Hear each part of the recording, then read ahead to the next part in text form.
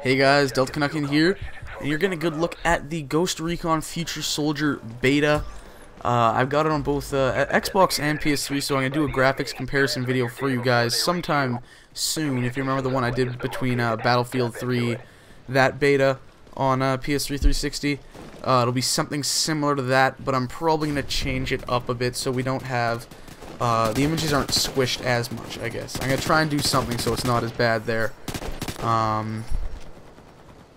So yeah, that's that, and I'm gonna. This is, kind of a first impressions video after the first night of playing. I've spent, I don't even know how many hours, probably close to 5-6 hours playing. And being a squad based tactical shooter. #1 recommendation for you guys: have a buddy or two with you, so you have a squad. I was playing with Brandon for a good chunk of the night, and we destroyed a lot of guys. You'll see him in this match. We were wrecking children on the live stream. It was quite entertaining. So since we're about to do this here, we're about to spawn trap these guys, and one of the things that I think Ghost Recon does really well is that each team has their main spawn. They come from this place, but it will actually detect if they're being spawn trapped, and there's an alternate spawn that they will flip over to. While it's easy to identify that, you still can't really cover both spawn. You can't cover both spawns and actually hold the spawn trap. Eventually, they're gonna have a well-placed shot, and they'll take the guy out and they'll break through. And the thing with the secondary spawn is because usually if you guys have come through there before it'll actually tell you they're coming from there, they can get the flank and get going on you. So we still do it fairly effectively in this match, but you can't spawn trap them forever. It's not too bad, right? It's a really smart move by Ubisoft. And one of the things I'd actually like to say about this gameplay here is it's really good because I have a really good score in terms of kill death, and I was playing the objective pretty heavily. I carried the team pretty damn good this match. And thankfully I actually recorded this one. We got to about probably the 10-minute mark in this, and Brandon looked at my score and he just says to me, he's like, "You better be fucking recording." I'm like, "Yep, I'm recording this time." For once, something like that goes in my favor. So first impressions, again, I talked about the spawns there, which I think are really well done. And the gunplay is good. It takes a lot of skill, and one of my favorite things about this game is, obviously it goes with being a tactical shooter, but you get dropped very fast. It is a game where one bullet to the head, you're down, you're done. The hit detection is very good. After some initial lag right off the bat, when everyone was kind of getting on the beta after school and stuff, it's calmed down. It's gotten really good, and the hit detection is, man, it's insane. It's really, really good. It's you're like, I don't even know how to describe it. It is perfect, really. I can't think of a game on console that has been this accurate with the hitboxes. It's really good, and of course there's a fair bit of recoil on the guns. You have to it's a game that requires skill. It requires some adjustments. It's not for everyone. If you're coming over from Call of Duty, it's going to take some time to adjust. It took Brandon about half an hour to an hour before he finally really got the hang of everything. Things like the cover system, which I have a bit of a beef with, and I'll mention that in a little bit. And just the way the guns handle and the camera and everything, the advantages, like stuff like switching shoulders and stuff, which is always good. If anytime there's a third-person shooter that allows you to do that, I love it because it really helps when you're coming around corners. You can check your corners a lot better. And I'm gonna get into my gripe about the cover system here, and that is, as you're seeing on the screen there, hold A to cover swap. That's basically, you see that blue arrow. You can move your camera around to adjust where that goes, and then hold down A to sprint and automatically go into a new piece of cover. The issue with that is sometimes you just get stuck when you're just trying to sprint out of cover to a certain place. It sends you to these covers. You cannot control your guy at all, really. And maybe the biggest gripe is a combination of that and the grenades. being that it becomes extremely difficult to actually avoid a grenade that lands right next to you, because the frag grenade goes off very quickly, and you know, it takes a second to get away, so you're almost guaranteed to die if a grenade lands anywhere near you. And I don't know, you know, whether that's an issue with the actual grenades, whether they could be nerfed. I don't think they should be, to be honest. And how much of it is just the cover system not reacting quickly enough. You know, I don't know. You can see here the casualty assessment, the kill cam. It doesn't. It's, you know, it's okay. It's fairly standard for a kill cam. It's you know, it shows the other guy's perspective. It shows like what his health was at the time. That's about it, right? It's nothing special. Same thing as Call of Duty. Chances are you're gonna skip it unless you're going like, how the fuck did that dude just kill me? And then, you know, you kind of want to watch and see what happened.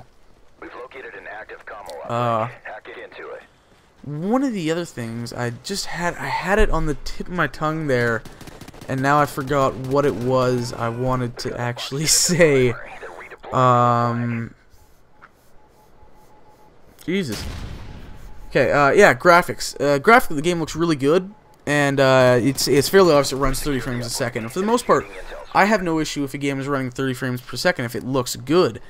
You know, it just doesn't bother me that much. Whatever input lag may be caused by it, I can deal with fairly easily. I'm a big Killzone fan. That's something I had to deal with in Killzone 2. I became very accustomed to it, and I loved that feel, to be honest.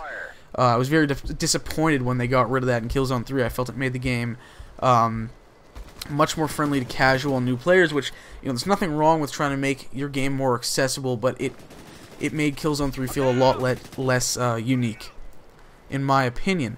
So, this is actually a game that I do have a bit of a gripe over the 30 frames, and I'm not sure if it's the frame rate or the camera, like when sprinting, or a combination of both, but it bobs around a lot, and it feels like the frame rate drops considerably.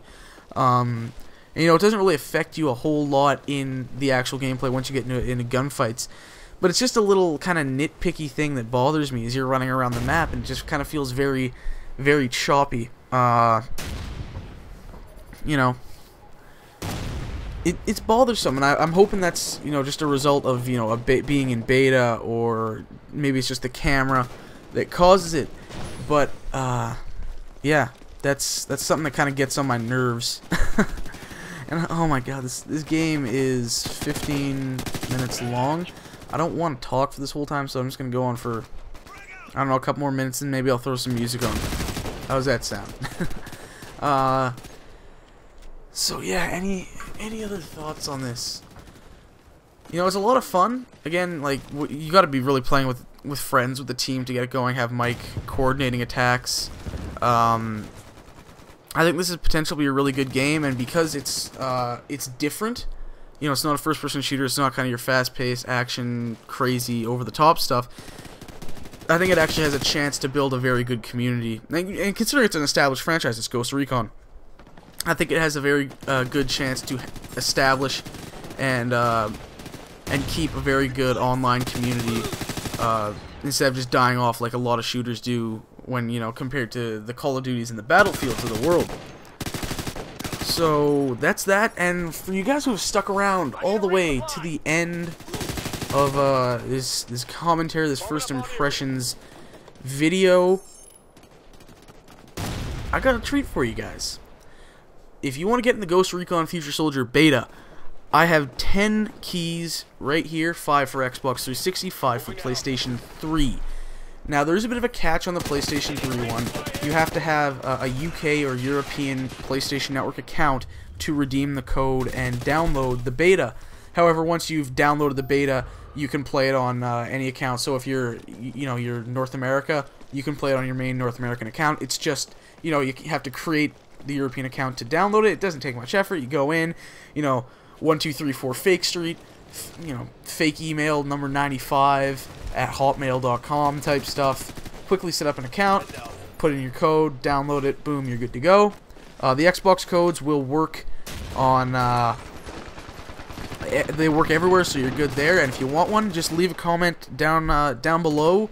Say PS3 or 360, you'll be entered into a draw, and sometime this weekend, I'm not sure, Saturday or Sunday, I'll send those codes out because I want to get you guys into the beta as soon as possible. And if you win, send me a friend request on PS3 or Xbox. Maybe we'll play the beta a bit because I'm going to be playing it on both consoles. And there you go. That's basically it. Those are my first impressions. There's some goodies for you guys for being loyal, awesome, amazing subscribers. You know, I'll have that.